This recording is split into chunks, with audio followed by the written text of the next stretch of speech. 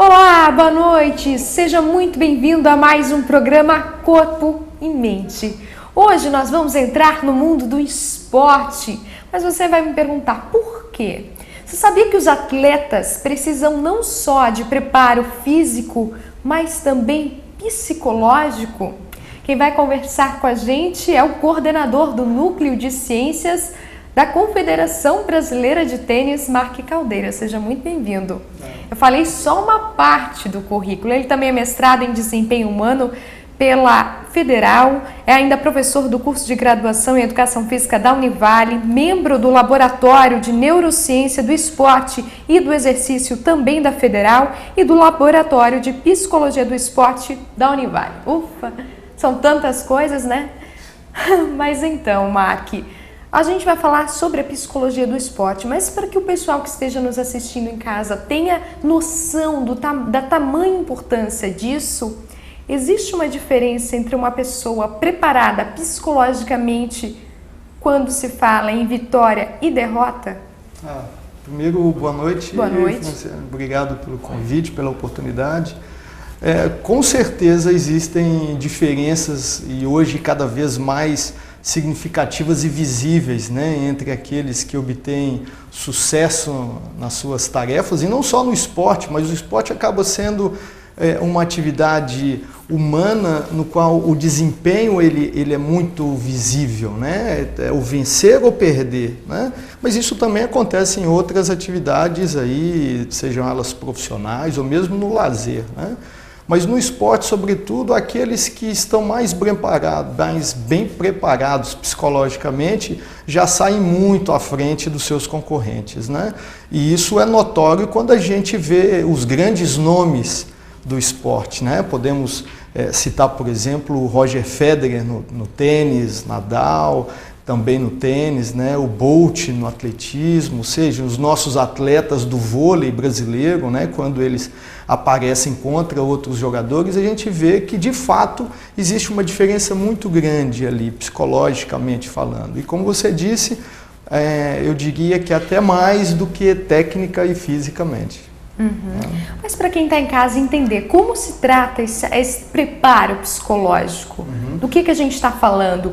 Treinar a questão da ansiedade, o preparo da ansiedade, do estresse, como lidar sob pressão, para quem está em casa entender também. Bom, de um modo geral, a psicologia ela trata de variáveis que estão relacionadas com o comportamento, né? De uma maneira didática, eu poderia dizer que a psicologia e comportamento andam muito juntas, né? Mas além do comportamento também existem funções cognitivas que não são tão visíveis, né? E muitas vezes pouco conhecidas, né? Da grande maioria das pessoas. Algumas, apesar de correr facilmente pela boca, principalmente daqueles apaixonados pelo esporte, né? Por exemplo, como a concentração, a ansiedade, a motivação, essas são variáveis pertinentes ao treinamento da psicologia do esporte, sobretudo, né? Mas, muito além do comportamento, é a associação entre comportamento e a ação, ou seja, eu posso me comportar de uma maneira triste, ansiosa, né? Demonstrando ansiedade, certo nervosismo, mas mantenho níveis de atenção, de concentração, tenho uma condição de realizar a minha atividade sobre forte estresse, né? Porque normalmente aquela pessoa que está submetida a grandes estresses tende a não ter uma ação, uma reação adequada a determinados estímulos. Pessoas bem preparadas psicologicamente falando, mesmo quando submetidas a situações de grande estresse, né, ela consegue realizar a tarefa. É o caso dos atletas, por exemplo, em competições, né? Naquelas competições em que existe um público, uma mídia, uma pressão muito grande pelos resultados, e ele mesmo, sobre essas condições, ele consegue desempenhar a sua tarefa, seja fazendo gol, sacando, correndo, enfim, né? O que muitas vezes para nós, simples mortais que não treinamos, não praticamos a atividade sob forte pressão, acabaríamos ficando ali congelados no tempo, né? Então, a psicologia ela trata muito disso, né? O comportamento e as suas ações diante de determinados estímulos. Mas hoje em dia pode-se dizer que no Brasil já tem esse entendimento, os treinadores e comissões técnicas já têm esse entendimento da preciosidade que é um preparo psicológico? Eu diria que sim, né? Eu faço essa afirmativa muito mais pensando nos profissionais que atuam nessa área, né? Porque, infelizmente, ainda no Brasil isso necessita de uma atenção maior, né? Diferente do papel do técnico, do preparador físico, do fisioterapeuta, do médico, que são figuras quase que inimagináveis, né, de não existir dentro de uma equipe ou junto de um atleta, a figura do psicólogo ainda ela é um ponto a ser trabalhado e desenvolvido, sobretudo no Brasil. Existe ainda uma cultura de que o psicólogo é aquele que trata do louco, né? Que você tem alguma doença a ser tratada. E isso é uma inverdade, né? Na verdade, o psicólogo está ali para você se conhecer melhor, para você treinar suas reações diante de determinados estímulos, né?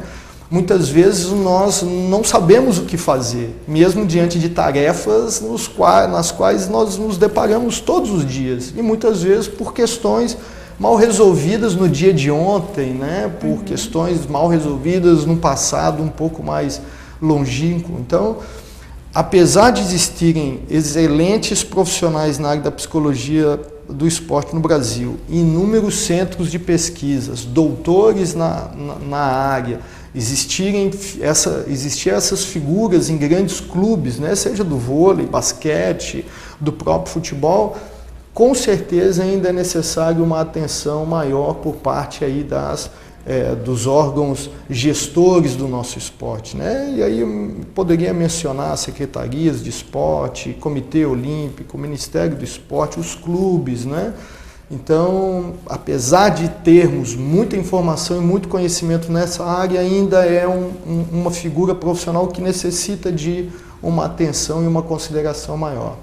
A gente pode dizer que um caso muito conhecido foi a Copa do Mundo, em que o Brasil perdeu de 7-1 para a Alemanha. A gente pode dizer que um exemplo como esse, se fosse um preparo um pouco maior diante tanto da neurociência quanto da psicologia, em cima desses atletas, teria diferença? Teria um efeito... Eu acredito o seguinte, Franciele. Primeiro, é difícil de nós pontuarmos exatamente o que aconteceu, né? Eu não estava lá, você não estava lá, milhões e milhões de pessoas não estavam presentes e vivendo o dia a dia, né? Acredito que havia o profissional ali responsável por essa área, mas eu acredito que ela foi chamada para apagar um incêndio, né? Esse profissional certamente não acompanhou, não monitorou, não desenvolveu um trabalho, não interviu de maneira sistemática a longo prazo, né? Para poder realmente solidificar um efeito, um trabalho, né?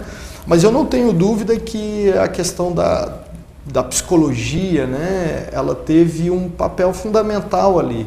O que foi exatamente, se foi o fato do Neymar ter se lesionado em partida anterior, se foi a pressão da mídia, se houve pressão dos próprios jogadores com eles mesmos, né, no sentido de que nós temos que ganhar, enfim, isso é muito difícil estabelecer.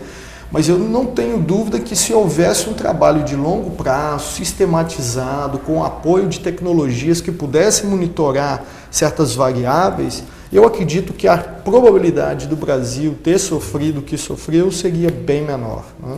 Esse preparo, então, ele tem que ser feito não somente antes a uma competição tão importante como no caso da Copa do Mundo, mas também a um longo prazo tem que ter esse preparo, então, psicológico. Tem que haver um treinamento mental, realmente. Exatamente. Então. O cérebro, ele tem a plasticidade muito parecida com o sistema muscular, né? Ou seja, ele além de se regenerar, adquirir novas funções, habilidades, competências, ele também consegue se flexibilizar diante de determinadas situações, né?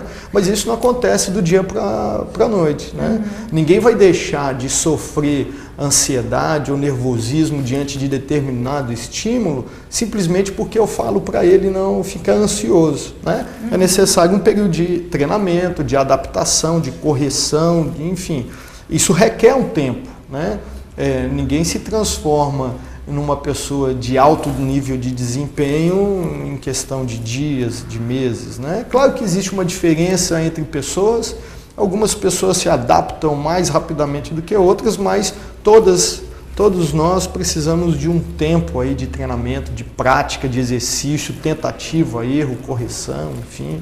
Pois é, e na prática, então, já que a gente está falando sobre isso, na prática, como que é feito esse tipo de treinamento mental com esses atletas? Existem inúmeras técnicas, mesmo porque a psicologia, assim como tantas outras áreas, né, do conhecimento humano, conhecimento científico, ela tem crenças, ela tem linhas de pensamento, ela tem defensores de uma determinada técnica, defensores de outra determinada técnica, né?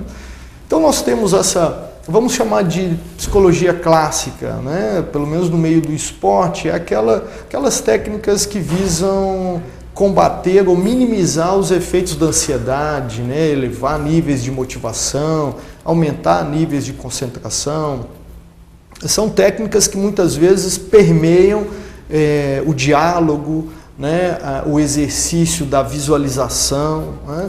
Mas hoje, e eu digo isso hoje, mas sobretudo nos últimos 10 anos, vem se desenvolvendo uma importante área da psicologia, oriunda sobretudo da neurociência comportamental e cognitiva, que são por meio de jogos, né? Jogos. Então, existem esses joguinhos que a gente vê nos computadores, né, esses games.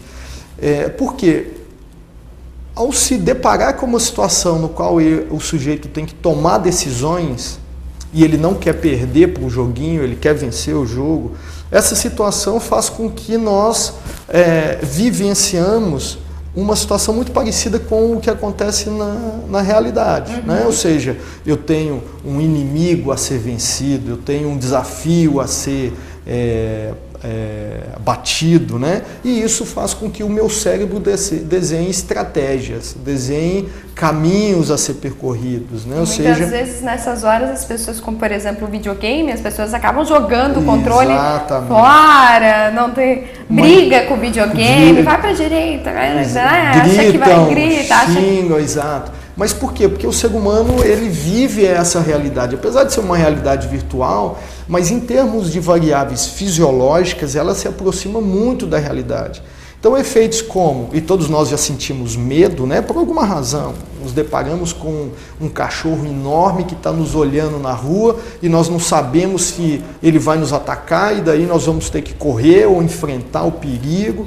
Isso faz com que o nosso organismo desencadeie uma série de variáveis, de funções para que nós tenhamos um preparo adequado para reagir àquela situação. Então, por exemplo, aumentar a frequência cardíaca para que haja um maior fluxo sanguíneo e nós possamos ter no músculo e no cérebro maior quantidade de oxigênio, né? Aumento da frequência respiratória, pelo mesmo motivo, para absorver mais oxigênio, dilatar a pupila para que o nosso nível de atenção e foco ele se amplie.